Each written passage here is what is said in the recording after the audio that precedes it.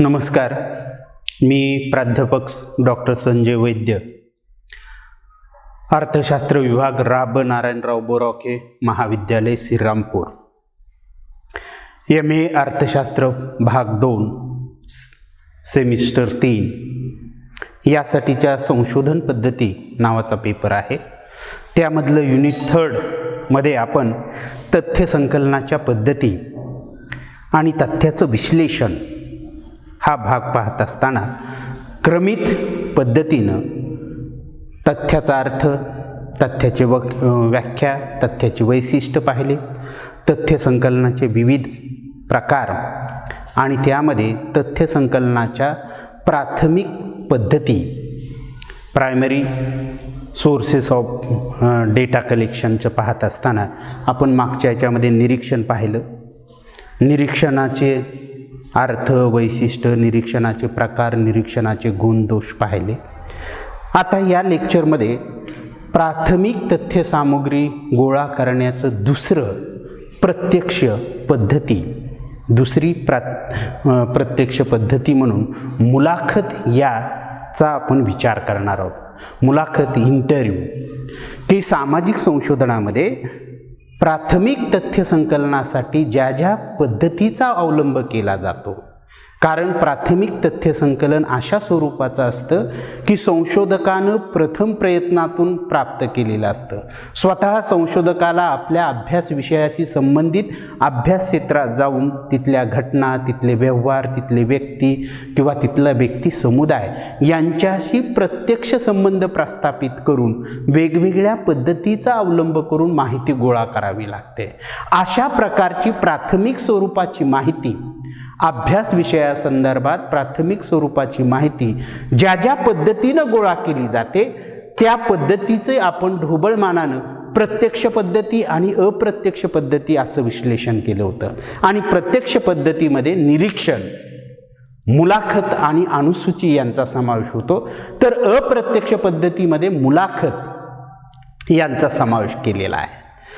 त्यामध्ये मुलाखत की सामाजिक संशोधन किंवा कुठलीही संशोधन प्रक्रिया ही वैज्ञानिक स्वरूपाची असते आणि या प्रक्रियेमध्ये अभ्यास विषयाच्या संदर्भात तथ्य सामुग्री उद्दिष्टाला अनुलक्षून गोळा केली जाते.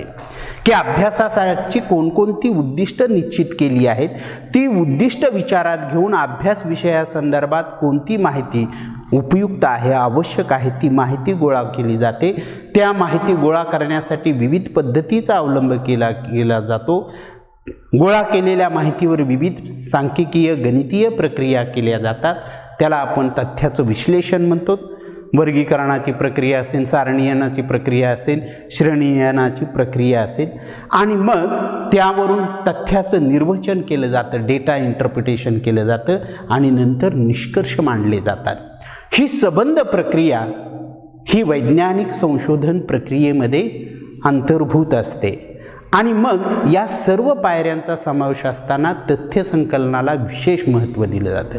प्राथमिक स्वरूपाची जी तथ्य सामुग्री आहे ती गोळा करण्यासाठी सामाजिक शास्त्रामध्ये प्रामुख्यानं मुलाखत या तंत्राचा अवलंब केला जातो, मुलाखत या पद्धतीचा अवलंब केला जातो किंवा मुलाखतीच्या माध्यमातून अभ्यास विषयासंदर्भात उद्दिष्टाला अनुलक्षून उपयुक्त माहिती गोळा केली जाते. म्हणजे प्राथमिक तथ्य सामुग्री संकलित करण्याच्या प्रत्यक्ष पद्धतीत मुलाखत पद्धतीने वस्तुनिष्ठ तथ्य सामुग्री गोळा करण्याच्या दृष्टीनं, संकलित करण्याच्या दृष्टीनं अतिशय महत्त्वाचं आहे. की प्राथमिक संशोधन, सामाजिक संशोधनात प्रामुख्यानं मानवी व्यवहार, वर्तणूक, सामाजिक समस्या यांचा अभ्यास केला जातो आणि हे विषय असे आहेत की या विषयासंदर्भात गुणात्मक स्वरूपाची माहिती गोळा करावी लागते आणि अशी माहिती प्राथमिक तथ्य सामुग्री गोळा करण्याच्या वेगवेगळ्या पद्धतीच्या माध्यमातून केली जाते. म्हणून प्रत्यक्ष पद्धत म्हणून, की प्राथमिक माहिती गोळा करण्याची प्रत्यक्ष पद्धत म्हणून मुलाखत या तंत्राला विशेष महत्त्व आहे. मुलाखतीच्या माध्यमातून संशोधक, अभ्यासक आणि माहिती पुरवणाऱ्या यांच्यात परस्पर जवळचे संबंध प्रस्थापित होतात आणि त्यामुळं मुलाखत म्हणजे एक सुसंवाद असतो. अभ्यासक आणि माहिती पुरवणारा यांच्यात प्रश्न उत्तराच्या माध्यमातून सुसंवाद घडून येतो आणि त्यामधून जी माहिती मिळते ती अतिशय विश्वसनीय असते, प्रामाणिक असते.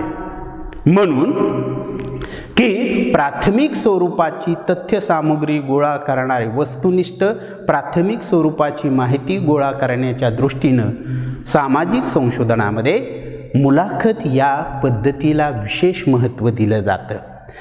फार प्राचीन काळापासून, की मुलाखत काय आपल्याला नाविन्यता नाही, की प्राचीन काळापासून मुलाखत पद्धतीबद्दल सर्व माणसाला त्याची ज्ञात आहे, की ही पद्धती ज्ञात आहे, की मुलाखतीच्या माध्यमातून एखाद्या विषयावर प्रकाश टाकून वेगवेगळ्या सुसंवाद घडवून त्याच्यावर साधक बाधक चर्चा करून जी माहिती उपलब्ध होते, या संबंध प्रक्रियेबद्दल फार पूर्वीपासून माहिती आहे, की नवीन नाही, फार पूर्वीपासून या पद्धतीचा अवलंब केला जातो. म्हणजे फार पूर्वीपासून या तंत्राचा अवलंब केला जातो. परंतु आधुनिक काळामध्ये मुलाखत तंत्राचा अवलंब करताना नवनवीन माहिती आणि तंत्रज्ञान क्षेत्रातील साधनांचा देखील अवलंब केला जातो. व्हिडिओ शूटिंग असेल, व्हिडिओ कॅमेरा असेल, किंवा तुमचं रेकॉर्डिंग असेल, मुलाखत रेकॉर्डिंग, अशा आधुनिक तंत्रज्ञानाचा अवलंब करून देखील मुलाखतीची नोंद घेतली जाते आणि त्यामुळं मुलाखत ही अधिक शास्त्रीय पद्धतीनं घेतली जाते आणि त्या दृष्टीनं मुलाखतीच्या आधारे जी माहिती गोळा केली जाते त्याचा फार मोठ्या प्रमाणात संशोधनामध्ये वस्तुनिष्ठ तथ्य संकलन म्हणून त्याचा वापर होतो, की मुलाखतीद्वारे जी माहिती उपलब्ध होते ती वस्तुनिष्ठ प्रमाणित असते, कारण त्याचा पुरावा आधुनिक पद्धतीनं रेकॉर्डित नोंदणी केली जाते आणि त्यामुळं ती माहिती अतिशय विश्वसनीय आधार म्हणून संशोधन कार्यामध्ये, की आज व्यवहारात आपण पाहिलं तर लहान मुलाला शाळेत प्रवेश द्यायचा असेल तर त्या मुलाची KGला जरी प्रवेश घ्यायचा असेल, की ज्या इंग्लिश मिडियमच्या स्कूल असतात, कॉन्व्हेंट स्कूल असतात, की पालकाला आणि त्या सदर विद्यार्थ्याला बालकाला देखील मुलाखत घेतली जाते. त्याच पद्धतीनं की जर सुशिक्षित तरुण असेल तर त्याला रोजगार मिळवायचा असेल तर वेगवेगळ्या ठिकाणी त्याला आपलं मुलाखत द्यावी लागते. त्याचबरोबर तुम्हाला जर नवीन वस्तूची विक्री करायची असेल तर संभाव्य ग्राहक कोणकोणते आहेत त्या वस्तूची, त्यांना ती वस्तू कशी वाटते, काय अपेक्षित आहे, या संदर्भात त्या विक्रेत्या कंपनीला त्यांच्या मुलाखती घ्याव्या लागतात. त्याचप्रमाणे की मुलाखत ही समाजातील लोकांकडून माहिती मिळवण्याची एक सर्वसामान्य महत्त्वपूर्ण पद्धती आहे, की यावरून असं स्पष्ट होतं की मुलाखत ही समाजातील लोकांकडून माहिती मिळवण्याची एक सर्वसामान्य आणि महत्त्वपूर्ण पद्धती आहे. उदाहरणार्थ वकील, की त्याच्या असिलाकडून, म्हणजे त्याचा जो ग्राहक असेल त्याला आपण लॉच्या भाषेमध्ये असील असा शब्दप्रयोग वापरला आहे, की वकील त्याच्या असिलाकडून मुलाखतीच्या माध्यमातून आवश्यक असणारी माहिती त्या सदर केसच्या संदर्भात मिळवत असतो. त्याचप्रमाणे डॉक्टर देखील आपल्या पेशंटला ची मुलाखत घेऊन, म्हणजे प्राथमिक प्रश्न विचारून त्या आजाराच्या संदर्भातील लक्षणं किंवा त्या आजाराचं निदान करण्याच्या संदर्भात मुलाखतीमधून माहिती गोळा करतात. म्हणजे की नेत्यांना देखील पत्रकारांना मुलाखती द्याव्या लागतात. आता आपल्या TV च्या वेगवेगळ्या चॅनलवर वेगवेगळ्या विषयाच्या अनुषंगानं तिथं ते TV चॅनलचे पत्रकार आणि वेगवेगळ्या पक्षाचे लोक, राजकीय, सामाजिक, समाजसुधारक एकत्र येतात आणि त्या विषयाच्या अनुषंगानं प्रश्नांची आणि उत्तरांची देवाणघेवाणीच्या माध्यमातून सुसंवाद साधतात. ती देखील एक मुलाखत आहे. आणि मग की सर्वांनाच माहिती आहे की मुलाखत हे तंत्र जे म्हणजे माहिती संकलित करण्याचं तंत्र अतिशय महत्त्वाचं आहे. आधुनिक काळात संशोधनात मुलाखतीची प्रक्रिया जास्तीत जास्त शास्त्रीय बनवून उपयुक्त आणि आवश्यक माहिती गोळा करण्यासाठी मुलाखत पद्धतीचा मोठ्या प्रमाणात वापर केला जातो. की आधुनिक काळात माहिती आणि तंत्रज्ञानाच्या युगात मुलाखतीद्वारे वस्तुनिष्ठ माहिती, अभ्यास विषयाच्या संदर्भात वस्तुनिष्ठ माहिती, उपयुक्त माहिती, आवश्यक माहिती मिळवण्यासाठी वेगवेगळ्या तंत्रज्ञानाचा वापर केला जातो आणि त्यामुळं ती माहिती अधिक शास्त्रीय होते.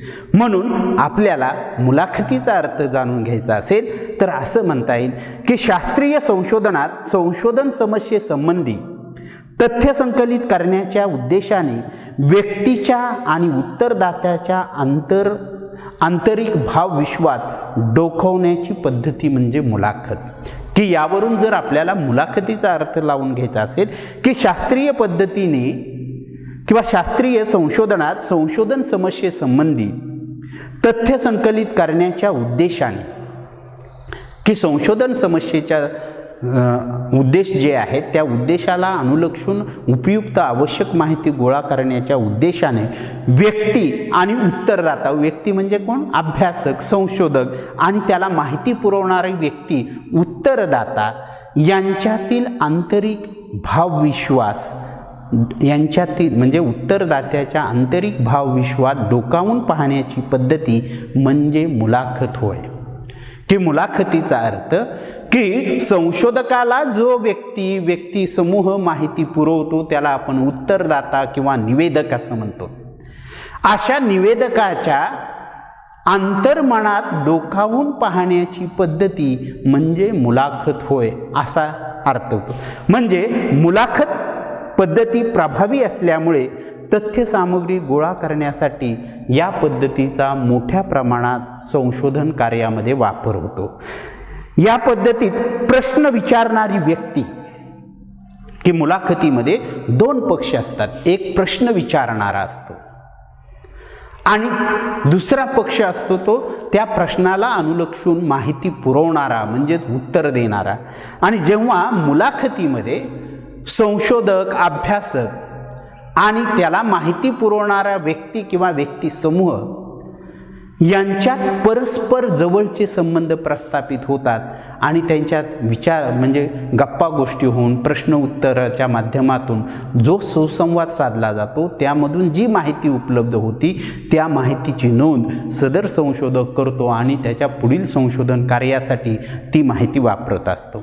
म्हणून की या पद्धतीमध्ये प्रश्न विचारणारा जो काही व्यक्ती असेल किंवा घटक असेल त्याला संशोधक किंवा अभ्यासक असे म्हणतात, तर किंवा त्याला प्रश्नकर्ता असेही म्हणतात. की प्रश्न विचारणारा एकतर संशोधक असतो, अभ्यासक असतो आणि त्याला प्रश्नकर्ता असे म्हणतात. तर ज्याला प्रश्न विचारून माहिती गोळा करावयाची आहे किंवा ज्या व्यक्तीला प्रश्न विचारले जातात त्याला उत्तरदाता किंवा निवेदक असं म्हणतात. आणि मग प्रश्नकर्ता आणि उत्तरदाता, निवेदक यांच्यातील परस्पर जवळीक संबंधातून विचाराची देवाणघेवाण जी होते त्या विचाराच्या देवाणघेवाणीला आपण काय म्हणतो, त्या विचाराच्या देवाणघेवाणीतून जी माहिती प्राप्त होते त्याला आपण म्हणतो मुलाखत पद्धतीद्वारे गोळा केलेले तथ्य संकलन. म्हणजे की मुलाखत ही अतिशय महत्त्वाची आहे. की मुलाखतीद्वारे संशोधकास उत्तरदात्याच्या किंवा निवेदकाच्या भावविश्वाचे, प्रेरणांचे, काय म्हणतात भावनांचे, अभिवृत्तीचे ज्ञान मिळते. की मुलाखत हे असं तंत्र आहे, की मुलाखत हे एक असे साधन आहे, मुलाखत ही एक अशी पद्धती आहे की त्या पद्धतीद्वारे संशोधक किंवा अभ्यासक जो माहिती पुरवतो तो निवेदक याच्या भावविश्वामध्ये, अंतर्मनामध्ये डोकावून पाहत असतो. तेव्हा त्याचं भावविश्व, त्याच्या प्रेरणा, त्याचे विचार त्याच्यावर झालेले मूल्यसंस्कार, त्याच्या भावना, त्याची अभिव्यक्ती याच्या संदर्भात देखील संशोधकाला ज्ञान मिळतं. सामाजिक संशोधनात किंवा मुलाखतीमध्ये संशोधक आणि निवेदक यांच्यात संशोधन समस्येच्या विचाराची आणि दृष्टिकोनाचे आदान प्रदान होत असतं. की मुलाखतीच्या मध्ये संशोधक आणि निवेदक अभ्यास विषयाच्या संदर्भात जे दोघांचे विचार आहेत, दोघांचे जे दृष्टिकोन आहेत, त्यांचे आदानप्रदान देवाणघेवाण होत असते. जे प्रत्यक्ष निरीक्षणाने साध्य होत नाही ते ज्ञान मुलाखतीद्वारे प्राप्त होते. कारण निरीक्षण हे जो माहिती पुरवणारा आहे त्याचं बाह्य अंग किंवा बाह्य अंतरांग, त्याच्या बाह्य गुणांचंच वर्णन निरीक्षण केलं जातं. परंतु त्या सदर उत्तरदात्याच्या अंतर्मनामध्ये डोकावून पाहण्याचं कार्य मुलाखतीमध्ये होतं. म्हणून निरीक्षणाच्या माध्यमातून जी माहिती उपलब्ध होत नाही ती मुलाखतीच्या माध्यमातून होते आणि त्यामुळं मुलाखत या तंत्राला विशेष महत्त्व दिलं जातं. म्हणजे सांगण्याचं प्रत्यक्ष निरीक्षणाने व्यक्तीच्या केवळ बाह्य अंगाचे दर्शन घडते. की निरीक्षण ऑब्झर्वेशन पद्धतीचा अवलंब करून उत्तरदात्याकडून जर माहिती गोळा करत असू तर त्या व्यक्तीच्या किंवा त्या व्यक्तिसमूहाच्या, त्या घटनेच्या, त्या व्यवहाराच्या संदर्भातील बाह्य अंगाचे दर्शन घडते की बाह्य स्वरूपाची माहिती त्यावरून दिसून येते. तर मुलाखतीद्वारे व्यक्तीच्या अंतरंगात प्रवेश करता येतो, व्यक्तीच्या अंतर्मनामध्ये डोकावता येतं. ते म्हणजे संशोधकाच्या, अभ्यासकर्त्याच्या, प्रश्नकर्त्याच्या कौशल्यावर अवलंबून असतं. मुलाखत एखादी यशस्वी होणं हे मुलाखत घेणाऱ्या व्यक्तीच्या कौशल्यावर अवलंबून असतं. मुलाखत घेणं हे एक कौशल्य आहे आणि हे कौशल्य अधिक चांगल्या प्रकारे राबवायचं असेल तर संशोधकाचा त्या विषयाच्या संदर्भात गहन अभ्यास असला पाहिजे आणि जो माहिती पुरवणारा आहे त्याच्या भावनेचा, त्याच्या त्या ॲटिट्यूडचा, म्हणजे त्याचं त्यावेळेची काय मनोभावना आहे याचा विचार करून प्रश्न विचारला गेला पाहिजे. नाही तर विसंगत प्रश्न विचारला तर सदर संशोधकाला अपमानित व्हावं लागतं. तो उत्तरदाता काहीही बोलू शकतो. कधी कधी तर तुम्हाला काही मुलाखतीमध्ये मारामारीपर्यंतच्या अशा पद्धती आलेल्या आहेत. म्हणून संशोधन करत असताना की निरीक्षणातून फक्त की बाह्य स्वरूपाची माहिती, त्यालाच आपण बाह्य अंगाचे दर्शन घडते, तर मुलाखतीद्वारे व्यक्तीच्या अंतरांगात प्रवेश करून व्यक्तीच्या मनोभाव, व्यक्तीच्या मनातील विचार काय आहेत ते आपल्याला सांगता येतं. म्हणून श्रीमती PV यंग यांच्या मते की त्यांनी मुलाखत या तंत्राचं महत्त्व सांगत असताना काय म्हटलं की त्यांचं मत काय आहे की मुलाखत म्हणजे असा अनौपचारिक, मौखिक व परिणामकारक संवाद आहे की जो निश्चित आणि नियोजित आशयाला धरून विशिष्ट उद्दिष्ट घडवून आणला जातो, विशिष्ट पद्धतीनं घडवून आणला जातो. म्हणजे PV यंग यांचं असं मत आहे की मुलाखत म्हणजे अशा अनौपचारिक, मौखिक, परिणामकारक सुसंवाद आहे की मुलाखत हा अनौपचारिक आहे, मौखिक आहे आणि परिणामकारक सुसंवाद आहे. मुलाखत हा म्हणजे संशोधक आणि उत्तरदाता यांच्यातील सुसंवाद आहे. परंतु तो सुसंवाद कसा आहे? अनौपचारिक आहे, मौखिक आहे, परिणामकारक आहे आणि तो नियोजित आशयाला धरून हेतू साध्य करण्यासाठी संवाद केलेला आहे. की नियोजित, सूत्रबद्ध, सुव्यवस्थित संशोधक आपली मुलाखत घेण्यासाठी प्रश्नांची रचना करून त्या प्रश्नांच्या माध्यमातून तो माहिती संकलित करत असतो. म्हणून की मुलाखत हे एक अशा पद्धतीचं तंत्र आहे की भविष्य काळात उत्तरदात्याच्या कोणकोणत्या योजना आहेत, की काही उत्तरदाता असतो की त्याला आपण की फ्युचर प्लॅन काय आहे हे मुलाखतीद्वारे जाणून घेतल्या जातात. म्हणजे उत्तरदात्याचे भविष्यकालीन योजना कशा आहेत ते कळता येतं. तसेच उत्तरदात्याची भूतकाळातील वर्तणूक कशी होती, त्याचे योजना काय होत्या ह्या देखील आपल्याला जाणून घेता येतात.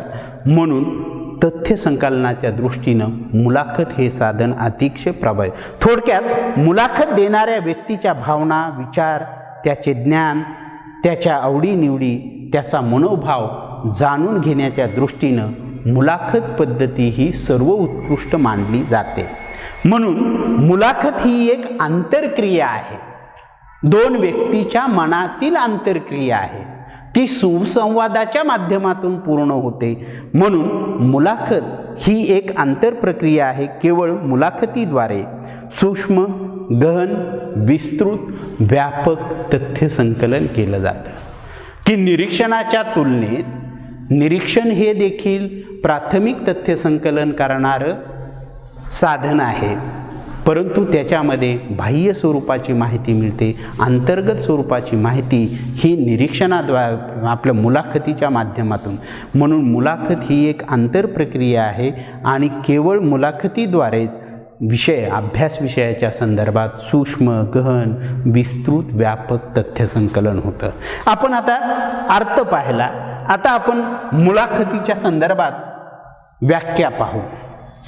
की मुलाखतीला इंग्रजीमध्ये इंटरव्ह्यू असं म्हणतात आणि त्या इंटरव्ह्यू या शब्दाची फोड केली तर इंटर आणि व्ह्यू.